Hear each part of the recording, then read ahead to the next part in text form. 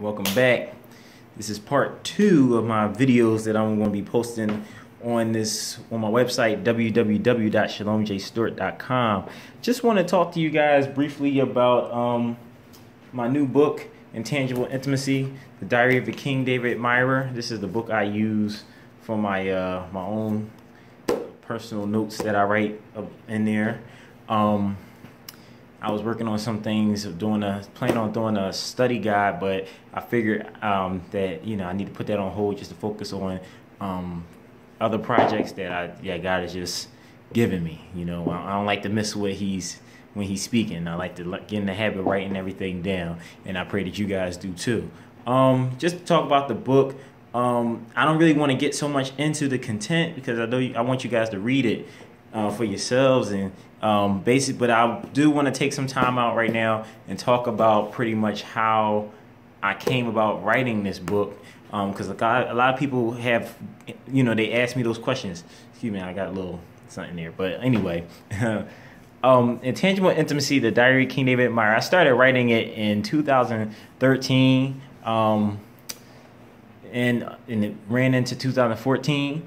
2015 and 2014 was a busy year. I got engaged that year to my wife, Hannah. I got married in 2015. So it was a lot going on. Basically, I was discouraged. In 2014, I was at a job that I didn't like. Case management. I didn't know what I was doing, which was one of the main reasons why I was so anxious at that place where I was working, because I just didn't know what I was doing, but yet I was making it through, and God was blessing me, and people was requesting me, and people was saying great things about my work ethic there. So it wasn't all that bad. God had my back. But I just remember feeling like I'm in a place, and I was seeing how everybody was doing great things, and I'm like, God, don't you have great things for me to do? And I was still pretty down on that year. Actually, the year before, 2013, I had released Remember the Line, and it didn't turn out the way I planned on it to I thought it would turn out. So it was hard. I'm not going to say it was hard to continue writing, because the type of person I am, okay, if this wasn't what it needed to be, I'm like, all right, the next one, I want it to be better. And I'm grateful to say even now early that this definitely is better. It's just as profound, maybe even more profound, more on point, and it's easy to read. So shout out to Assistant Pastor Doug Harris from Kingdom Worship Center Church. I don't want to shout him out without shouting out the pastor of that church, my cousin Damian C. Stewart. But getting back to the book, y'all. Yeah, basically, I was in a lost place when I started writing it. I didn't know where I was going in my career. I didn't know where I was going in life. I just felt like I was here. And I said it before, I'll say it again. It felt like I was in a white room.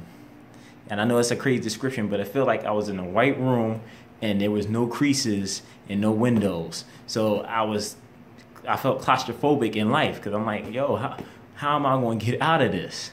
Where am I really?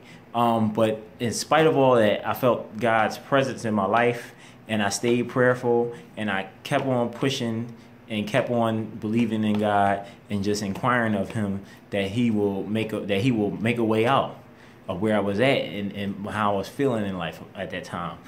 So one of the things that God gives me words. I know that sounds weird, but He gives me words, and one of those words that He gave me was intangible. And He kept saying, you got to learn to live an intangible life.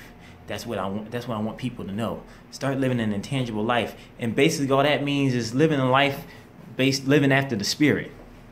You know what I'm saying? Not on materialistic things, not on the flesh, but living after, taking value in Him, and knowing that God's concerned about all of us. And all of us and all things, but He's a spirit, and those who worship Him must worship Him in spirit and in truth. So He's more concerned about the spiritual things, and the spiritual things have to lead the mental and the physical things. So that was one of the things He kept telling me. So me being me, I wrote it down. And another word he gave me was intimate. And that was because he felt as though, I want people to be intimate with me. People know me intellectually, but they don't know me intimately. They don't know me in their hearts. And I want people to relate to me, and I want people to commune with me in their hearts intimately. I want people to live with me, not because of who they know I am, not because of what they know I want from them, but because they understand it, and because they genuinely want to do it. They genuinely want to live for me. So those are the two things that God told me about it. And the Diary of a King David Admirer is I'm a King David fan. I like Jacob too. As I'm maturing and I'm getting older and growing in my faith and struggling in my faith, I have a very good appreciation of Jacob. But at the time, David was my homie. You know what I'm saying? Because I could relate to him. I felt as though I could relate to him most. So basically,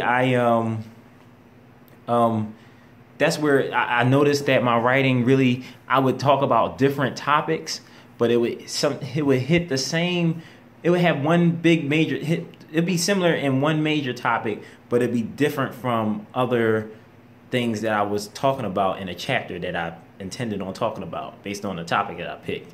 So I noticed that, this is not really written in like a literary or novel type format. This is more so written like a diary, written like a journal. So, me being a guy, I wanted journal. So I'm like, I'm thinking, okay, the Journal of a King David Admirer. And I'm like, no, it's not really interesting. I wanted something more intimate to go with the title, Intangible Intimacy, which I found at the time. And God just dropped, a Diary of a King David Admirer. And I said, that's it. And that's why, and it just flowed. And that's why, when I talk about feeling like I'm just here and I'm in this white room, when I talk about that's why the cover is like light gray, because that's how I was feeling. And you had that rose, because that rose was, even though I felt as though I didn't know where I was, and I was in the middle of nowhere in my mind and in my heart, and just in where I saw myself in life, I still felt that intimacy, and I had that intimacy with God. And that's what this rose stands for. So, I wrote it, and it tarried.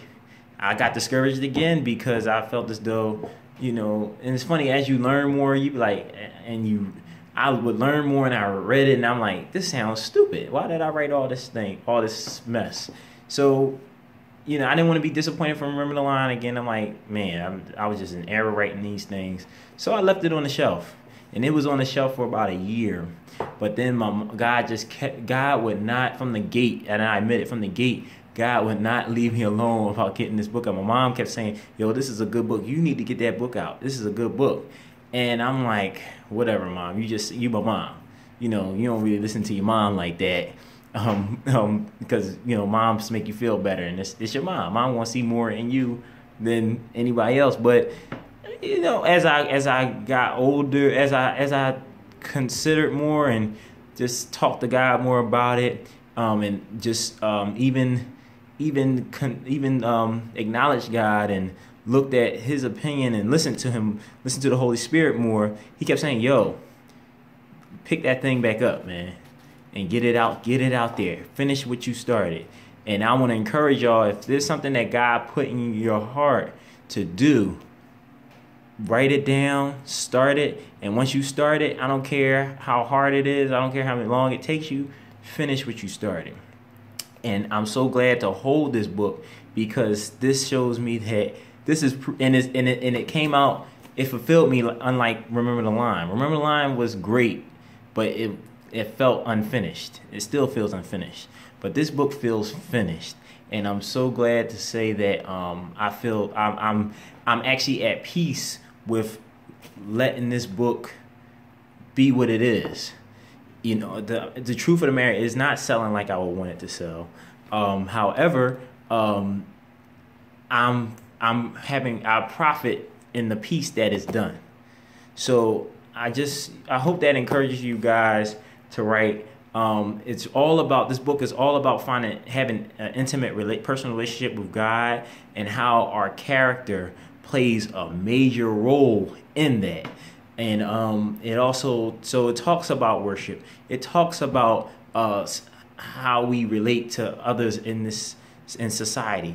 It talks about the influences of America. It talks about how this country, while we say is built on Christian principles, how I disagree. I think it actually this country is actually built on Christian practice. And the thing about practice is when you're practicing something, that's an intellectual thing. Principle is more intimate, because principle says I'm not only walking it out, I'm living it out. It's truth in there. It means something to me. It challenges me. And I know it's no, I don't always get it right, but this is how I live. For God I live, and for God I'll die. So yeah, I think it's a great book for you guys who for especially young adults. A lot of older saints, a lot of seasoned saints are really digging this book. So different, all ages. So I believe and I know God gave it to me, and gave me each and every word. And I'm excited for this next project that I'm working on currently. I'm excited for the blog. I'm excited for everything that God has been doing in me and around me, and what is going to come out of that. So I pray that you guys check it out. You can get the book on Amazon. You can get the book on Kindle as an ebook. I'm learning, so I don't know how they do all the avenues. I have a lot of people around me teaching me these things. So I'm kind of like trailblazing it here. You can also, if you having trouble getting it on Amazon, go through the avenue on my website, www.shalomjstewart.com. Check it out. And that's it for the day, y'all. I love y'all. Peace.